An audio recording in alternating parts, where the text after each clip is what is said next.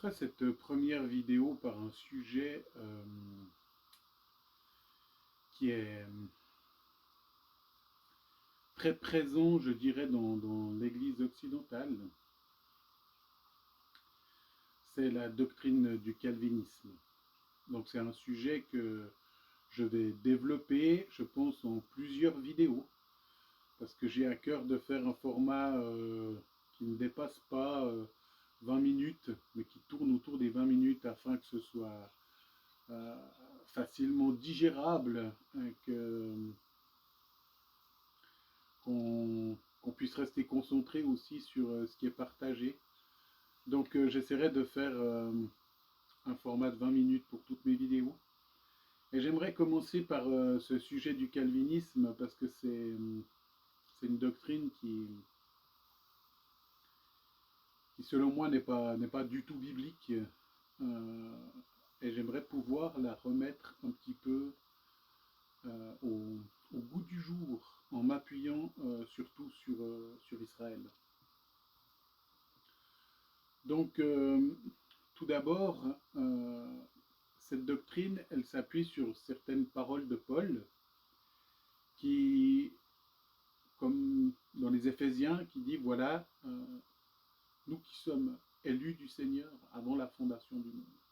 Il y a ce terme de l'élection qui prend beaucoup de place et qui est souvent incompris. Donc, l'élection pour Israël n'a rien à voir avec le salut à proprement parler.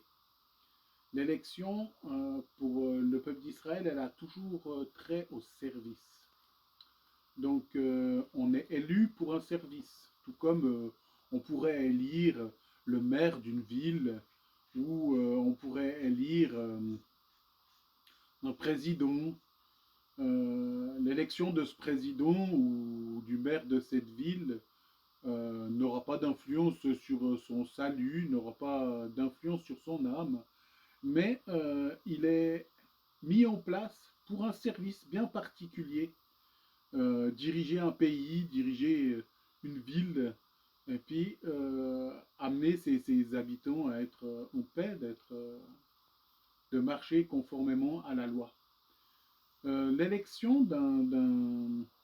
d'une personne en Christ, l'élection d'un croyant a le même attribut. En fait, Dieu, il est prescient. Donc Dieu, il a la capacité de voir quels seront nos choix. On est pleinement libre de notre choix. On a un libre arbitre.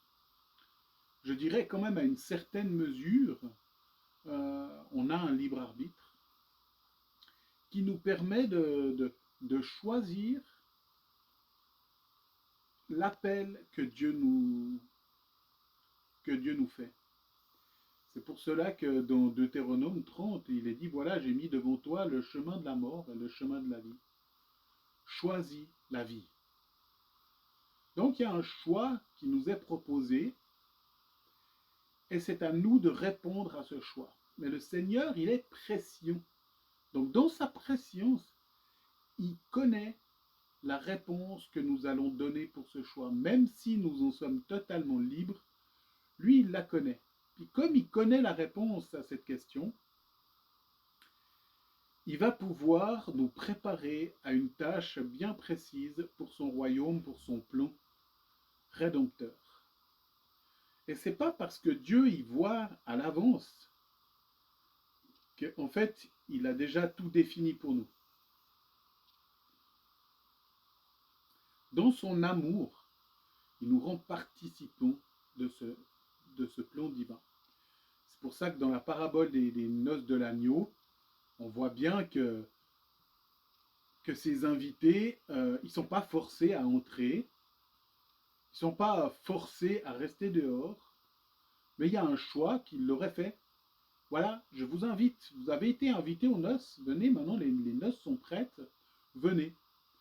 On voit que ces invités, ils s'excusent. Ben non, mais moi, j'ai des bœufs, je dois aller les essayer. Moi, je viens de me marier, navré, ça ne va pas être possible. Je ne vais pas pouvoir venir. Donc, on voit ils sont libres, en fait, de répondre à l'appel de l'époux. Euh, et ils n'ont pas été prédestinés, comme le veut la doctrine calviniste, par Dieu à l'avance à participer à ces noces. Dieu, dans le jardin, il a placé l'arbre de la connaissance du bien et du mal pour que nous ayons le choix. Le mal est sur la terre pour que nous puissions avoir le choix. Si on n'avait pas le choix, puis que c'était Dieu qui détermine toutes choses et puis qui choisit qui est sauvé et qui est perdu, ce serait, on serait comme des robots, on serait comme des, ouais, en fait, on n'aurait aucune possibilité de faire autrement. Donc, le fait que ça nous enlève tout choix fait que Dieu a une position plus de dictateur, de tyran, que de Dieu d'amour. C'est une espèce de loterie divine où le Seigneur, il a tiré au sort des gens qui seront sauvés et puis des gens qui seront perdus. Et la Bible, elle ne nous montre pas un Dieu comme ça. Elle nous montre un Dieu qui est miséricordieux, un Dieu qui est patient, qui est long à la colère, qui est riche en bonté, un Dieu qui dit, voilà combien de fois Jérusalem ai-je voulu rassembler tes petits, hein, comme une poule, elle rassemble ses poussins, et tu ne l'as pas voulu. On voit que Dieu, en fait, il ne force pas l'homme. Jamais il forcera l'homme, ni en bien, ni en mal. Mais il connaît le cœur des hommes. C'est pour ça qu'il connaissait le cœur de Pharaon, qu'il a pu dire, voilà, ben, Pharaon, il a été un instrument entre mes mains pour faire éclater ma gloire. Mais Pharaon, il avait la possibilité de se repentir. Judas aussi était un instrument pour faire éclater la gloire de Dieu. Mais Judas, tout comme Pierre, avait la possibilité, en voyant ce qu'il a fait, de se repentir et de demander pardon. Donc, Dieu, dans son amour, laisse l'homme libre. C'est pour ça que pour Israël, dans Romains 11, il est écrit, voilà, ils sont ennemis à cause de l'évangile, mais ils sont aimés à cause de l'élection. Donc ce peuple aujourd'hui est un peuple élu, mais pas forcément sauvé. Et on peut être élu et pas forcément sauvé. La conception de l'homme également va à l'encontre de la doctrine calviniste, dans le sens où l'homme il est créé à la ressemblance de Dieu. Quand on parle de ressemblance de Dieu, on ne parle pas de nos mains, on ne parle pas de notre tête, de nos pieds ou de notre corps, parce que Dieu n'a pas de corps, n'a pas de tête, n'a pas de main, n'a pas de pied, n'a pas un cœur comme nous. Donc Dieu, il nous a formés d'une certaine manière, mais notre ressemblance n'est pas due à notre apparence. La ressemblance qu'on a avec Dieu, c'est notre esprit, c'est notre cœur, c'est notre libre arbitre. C'est ça la ressemblance qu'on a avec Dieu. C'est cette capacité justement à vivre éternellement. Parce que ce corps, il va mourir, il va passer. Ce corps, il va disparaître. Mais notre esprit, il demeure éternellement. Quand on est né pour l'éternité. Notre corps va périr, va retourner à la poussière, mais nous, on restera nous. On aura toujours le même caractère. On aura toujours cette personnalité qui nous reflète, qui nous représente. Donc la ressemblance qu'on a avec Dieu, elle n'est pas due à notre apparence, mais elle est due à tout ce qui nous compose, tout ce qui fait de nous vraiment des êtres qui pouvons aimer, qui pouvons réfléchir, qui pouvons justement être libres. C'est cette liberté qui nous représente. Et tout dans cette création que Dieu y met en place, nous montre que Dieu, il a créé des hommes libres. Il a mis une conscience en nous, pour qu'on ait une conscience de notre péché, qu'on ait une conscience du mal qu'on fait, qu'on puisse discerner justement ce qui est bien de ce qui est mal. Il a mis en nous l'amour. L'amour, elle est mue par le choix. On choisit d'aimer une personne. On choisit, on est libre de l'aimer ou de ne pas l'aimer. On est libre de haïr ou de pardonner. L'amour est vraiment quelque chose qui nous montre que Dieu, il nous a créés libres de nos choix, avec un libre arbitre. Maintenant, dans l'absolu, on doit remettre ce libre arbitre entre les mains de Dieu. On doit lui offrir nos corps comme un sacrifice vivant, afin que ce soit plus nous qui vivions, mais Christ qui vive en nous. On doit lui remettre ce libre arbitre pour que lui puisse faire le bon choix à notre place, parce que nous, on est incapable de faire le bon choix. Le salut également est un acte de foi. La Bible nous dit que le salut, il vient par la foi. Et la foi, c'est aussi un acte de liberté. Si les calvinistes diront, mais le fait d'accepter le salut, si ça vient de moi, eh ben c'est une œuvre. Qui sait est-ce que c'est quoi qui nous sauve? Est-ce que c'est l'acceptation du salut ou est-ce que c'est Christ? Alors cet absolu, c'est une mauvaise manière de percevoir le salut par la foi. Parce que la Bible, elle ne nous dit pas ça. La Bible, elle ne nous dit pas que si on a dit oui, en fait, ça devient une œuvre. La Bible, elle nous dit que justement, c'est au travers de la foi, c'est au travers de cette acceptation, notre oui, c'est un acte de foi. Voilà, quand Dieu dit à Abraham, va dans le pays que je te montrerai, il accepte, il dit ouais, j'y vais. Et puis en fait, cette foi, cette acceptation, elle lui est imputée à justice. Donc c'est pas une œuvre, c'est un acte de foi. Du coup, l'acceptation d'Abraham, c'est un acte de foi. C'est pas une œuvre, mais c'est vraiment un acte de foi. Il va dans le pays que Dieu lui montre et ça lui est imputé à justice. On ne peut pas dire que la Bible ne nous montre pas ça comme une œuvre. Moi, je prends souvent cet exemple pour bien faire comprendre. C'est comme si au milieu d'une mer, j'aime bien prendre l'image de la mer parce que si on est au milieu de l'océan en pleine tempête, c'est juste un environnement totalement apocalyptique, des vagues gigantesques, dans une eau ravagée. On est là perdu au milieu, peut-être avec une petite bouée ou j'en sais rien quoi, ou peut-être même sans bouée, simplement avec une balise qui indique où on est. Et en fait, rien ne peut nous sauver. On est juste perdu, on est voué à périr en fait. Puis là, il y a un hélicoptère qui vient. Il y a un hélicoptère qui vient attiré par cette balise et qui nous tend un treuil. Qui est-ce qui nous a sauvés? C'est l'hélicoptère qui vient, qui nous tend le treuil, ou c'est parce que moi j'ai tendu la main vers le treuil?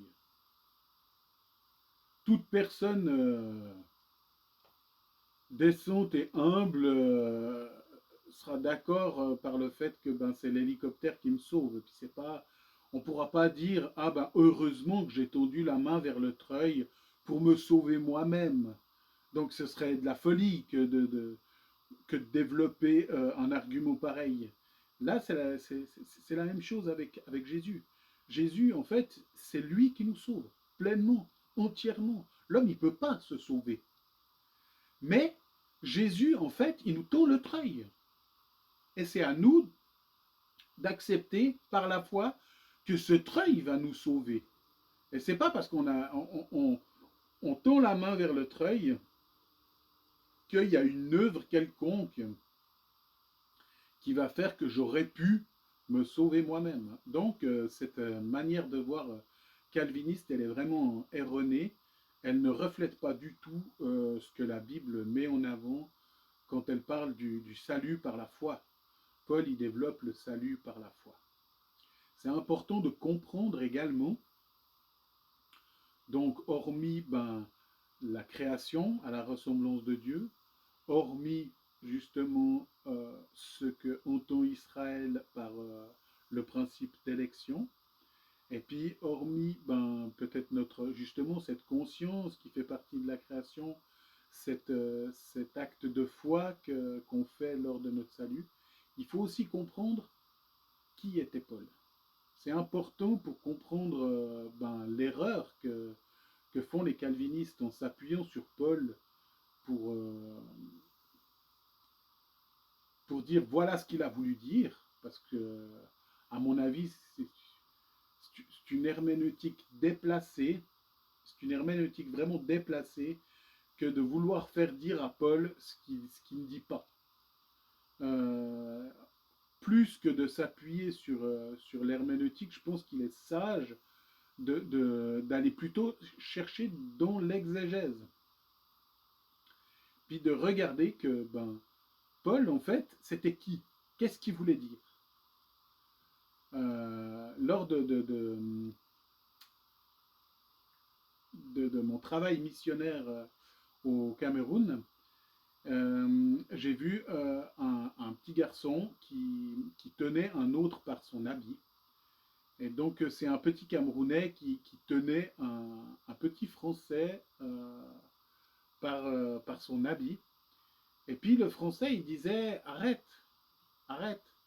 Et puis, le Camerounais, du coup, il tournait, il le faisait tourner autour de lui en tenant fort son habit.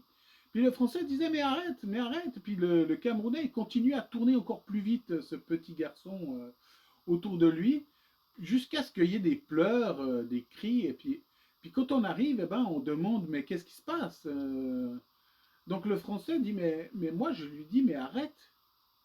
Et puis le Camerounais il dit ouais c'est ce qu'il m'a dit justement arrête. Alors moi j'ai continué. Puis on dit mais pourquoi? Parce que pour un Camerounais arrête, ça veut dire tiens, tiens la chose, arrête un marteau, tiens le marteau. Donc le Camerounais, il était sûr que le petit garçon lui disait, tiens-moi bien, quoi, continue. Et puis le Français lui disait, non, arrête, je veux que tu me lâches, en fait. Puis les deux ne se comprenaient pas. Et je pense qu'on a besoin de comprendre Paul, de comprendre qu'est-ce qu'il voulait dire, de savoir qui il était, pour pouvoir définir clairement qu'est-ce qu'il voulait nous dire au travers de ses paroles. Et Paul, ce qu'on sait de lui, c'est qu'il était élevé au pied de Gamaliel. Gamaliel, c'était lui-même le disciple de Hillel l'Ancien. Hillel l'Ancien, c'est lui qui a fondé l'école d'Hillel. Il y avait deux grandes écoles du temps de Jésus. Il y avait l'école de Hillel. C'était une école beaucoup plus tolérante, et puis à l'écoute. Et puis il y avait une école plus dure, qui était l'école de Shammai, qui était une école assez rigide. Et puis ces deux écoles, c'était des écoles vraiment rabbiniques qui étaient du temps de Jésus. Et Gamaliel, il faisait partie de l'école d'Hillel. Donc Paul faisait partie de cette école d'Hillel. Et quand il y a eu la destruction du temple, après en l'an 70, donc en l'an 70, euh, il a fallu écrire le Talmud. Donc mettre, il y avait la loi orale, si on peut dire, la Mishnah. Donc la Mishnah, c'était la loi orale. Donc il y avait la Torah qui nous disait, voilà, tu ne dois pas faire ça, tu dois faire ça. Mais des fois, il y avait des parties un petit peu compliquées. Par exemple, on n'a pas le droit de prendre de sang. Ok, mais tu es en train de mourir, puis on doit te faire une prise de sang. Est-ce que vraiment tu acceptes ce sang ou est-ce que tu meurs? La Mishnah, elle vient nous dire non, la vie, elle est plus importante que que la loi à ce moment-là. Il faut faire attention de pas que la loi, en fait, elle, elle cause la mort. C'est ce que Jésus il dit souvent. Il dit, ben voilà, ben c'est le Shabbat qui a été fait pour l'homme, puis pas l'homme pour le Shabbat. Donc si vous avez une brebis qui est tombée dans un puits, ben, qui sait qui va pas aller la sortir, même si c'est Shabbat. Bon, ben voilà, il y a des lois qui passent. Donc Jésus, il mettait en avant vraiment la Mishnah. Et puis, on a dû mettre par écrit cette Mishnah. Puis on s'est basé sur l'école d'Hillel pour mettre par écrit la Mishnah qui est devenue le Talmud. Si on étudie le Talmud aujourd'hui, on voit bien que, selon les Juifs, l'homme, il a un libre arbitre. Que l'homme, il est responsable de ses choix, qu'il aura à rendre compte de ses choix devant Dieu, qui sera jugé même en fonction des choix qu'il a fait, bons ou mauvais, qu'il aura des comptes à rendre devant Dieu. Donc on voit que c'est sur cette école-là que s'est basé Paul. Donc Paul n'aurait jamais pu dire, voilà, l'homme, en fait, il n'est pas libre. C'est Dieu qui a créé des sauvés, qui a choisi qui c'est qui serait sauvé, puis c'est Dieu qui a choisi qui c'est qui serait perdu. Donc en étudiant vraiment les racines dans lesquelles Paul a été enseigné, il n'est pas difficile d'arriver à la conclusion que c'est impossible que Paul il ait mis en avant, que ce soit dans Romains 9, dans Romains 8, ou dans d'autres petits textes, des fois qui sont utilisés de manière presque obscure, euh, ou vraiment,